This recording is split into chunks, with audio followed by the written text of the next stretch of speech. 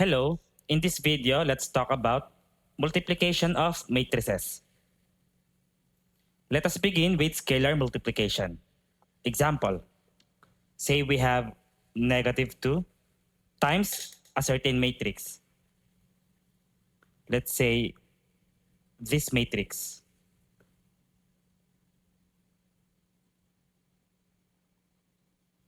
So scalar multiplication is quite simple. Just multiply this constant value to each of the elements inside the matrix.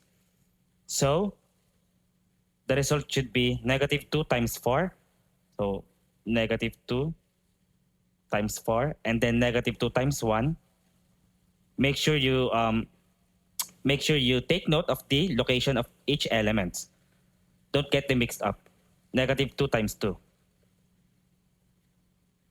And then -2 times -1.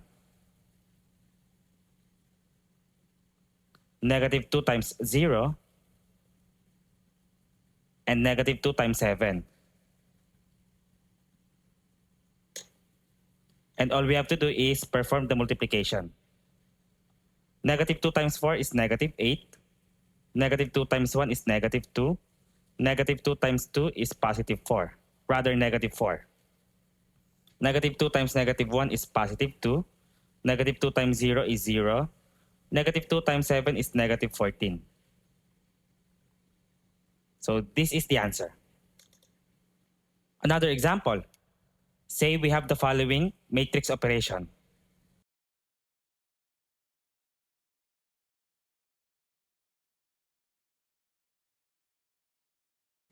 Okay, so the first step here is we will not add. Okay, of course, we have to multiply the scalar multiplication here. So multiply 4 times -2, that's -8. So we have -8. 4 times 5, that's 20. 4 times -8, that's -32. 4 times 0 is 0. Now we can actually add this to this matrix over here. So we have -3, 6, 8, and -5. Let's just add. All right, so -8 plus -3, -11. -32 plus 8, that's -24. 20 plus 6 is 26. And 0 plus -5 is -5. Therefore, this is the answer. Now, let us proceed to actual multiplication of matrices. Alright, so this is the rule for multiplying matrices. The number of columns of the first matrix should be the same as the number of rows of the second matrix. So let me show you. For example, we have matrix A, and let's say the dimension or the order is 4 by 3. And let's say we're about to multiply this matrix to matrix B. And let's say matrix B, the order is 3 by 2. Can we multiply matrices A and B? The answer is yes. Because as I've said earlier, the number of columns of the first matrix should be the same as the number of rows of the second matrix. If they are not the same, then you cannot multiply the two. Okay? And the question is, what is the order of the product? So if you multiply matrix A times matrix B, the dimension is 4 by 2. So 4 by 2. The number of rows of the first matrix and the number of columns of the second matrix. So let's have some actual example problems. Given the following matrices, find the product A times B. Okay, so we need to solve for the product matrix A times matrix B.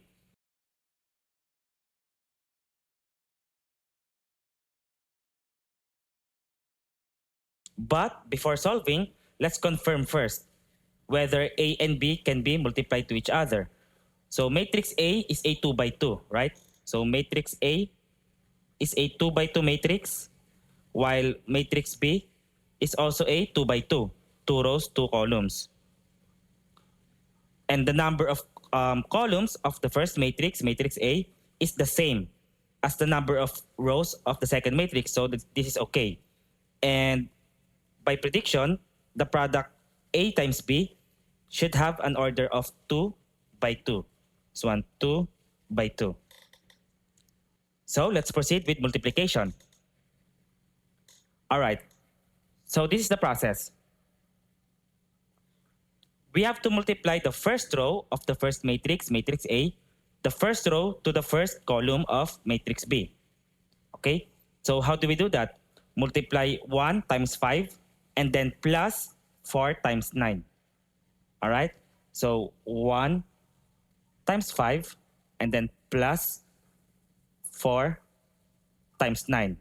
And since we are multiplying the first row and the first column, the element should be in the first row, first column. Okay?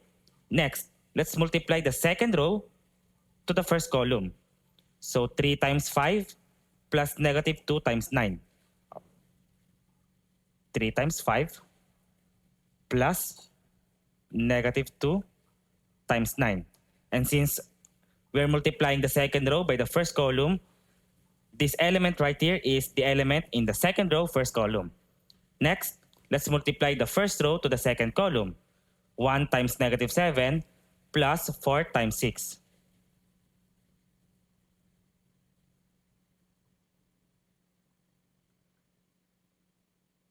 Next, multiply the second row to the second column.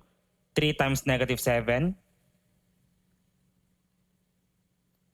plus negative 2 times 6, so that's negative 12. And we just have to simplify. 1 times 5 is 5, while 9 times 4 is 36. So 5 plus 36, that's 41. Next, 3 times 5 is 15, while negative 2 times 9 is negative 18. So positive 15 minus 18, that's negative 3. Next, this is negative 7, 1 times negative 7, plus 24, 4 times 6. So negative 7 plus 24, that's 17. And lastly, 3 times negative 7, negative 21, plus negative 12, that's negative 33. And therefore, this is the answer. And as we can see, the dimension or the order of this product is a 2 by 2 matrix. So this is a 2 by 2, just like what we have predicted earlier. Next, we have the same matrices, matrix A and B, but this time we have to solve for B times A. The first one, that's A times B. Now we have to solve for B times A. So matrix B times A is equal to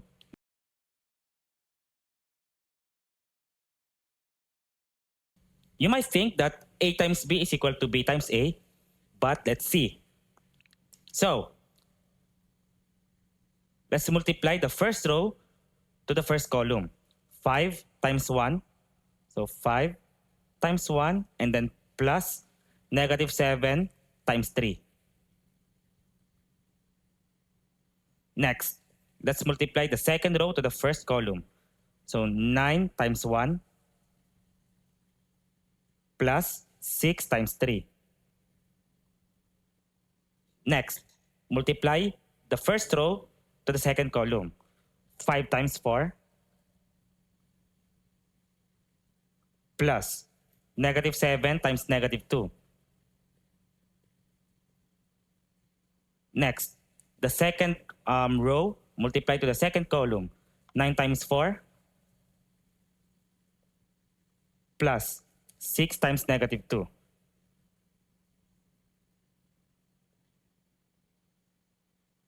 Next, let us simplify.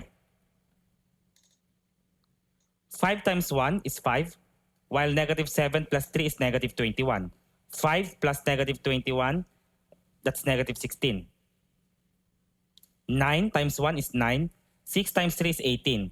9 plus 18 is 27. Next, 5 times 4 is 20. Negative 7 times negative 2 is positive 14. So 14 plus 20 is 34. Next, 9 times 4 is 36, while 6 times negative 2 is negative 12. So 36 minus 12, That's 24. So this is the product B times A. And as we recall earlier, the product A times B, that's 41, -3, 17, and -33. And we can conclude that they are not the same. So A times B is not equal to B times A. So it means multiplication of matrices are not commutative. Next problem.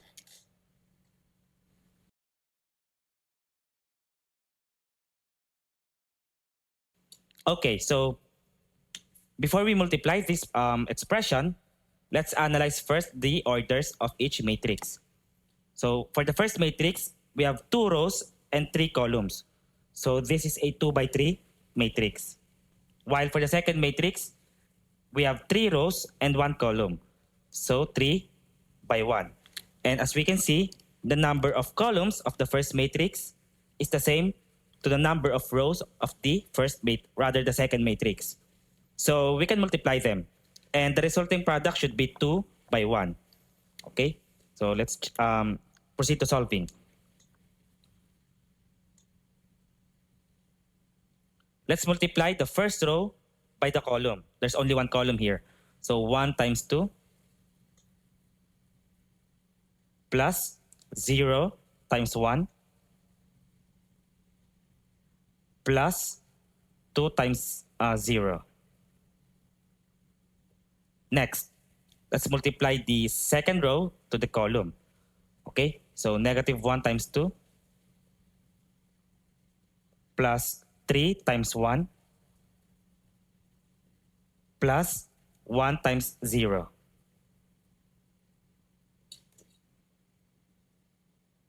And let's simplify. 1 times 2, so this is 2, this is 0, and this is 0.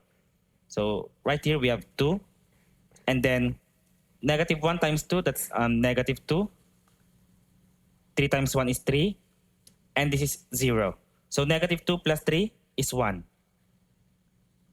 So this is the answer. Okay, let me box. And as we can see, this matrix is indeed a 2 by 1 matrix. 2 rows and 1 column. 2 rows and 1 column, just like what we have predicted. Next, let me write the problem.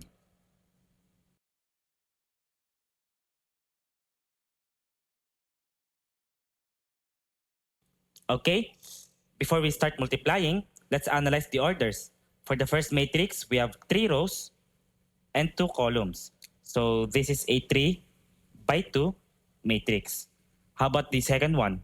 We have 2 rows and 2 columns. So 2 by 2. And as we can see, the number of rows, rather the number of columns of the first matrix is equal to the number of rows of the second matrix. So they can be multiplied. And the resulting matrix should be 3 by 2. All right, let's proceed to multiplication.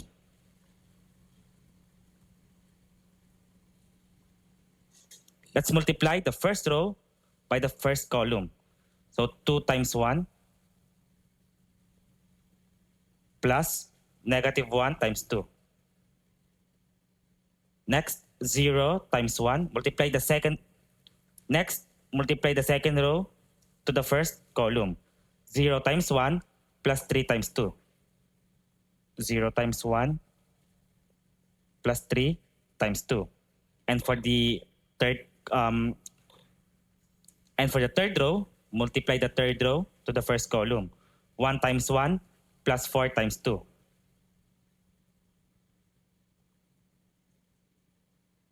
Next, going back to the first row, multiply this to the second column. So 2 times 0 plus -1 times 5.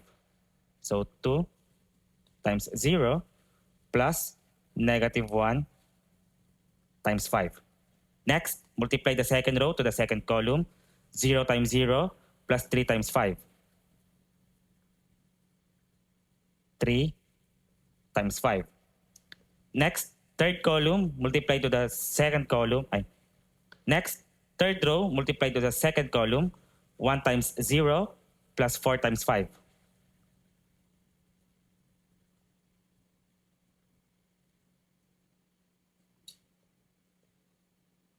Next, let's just simplify.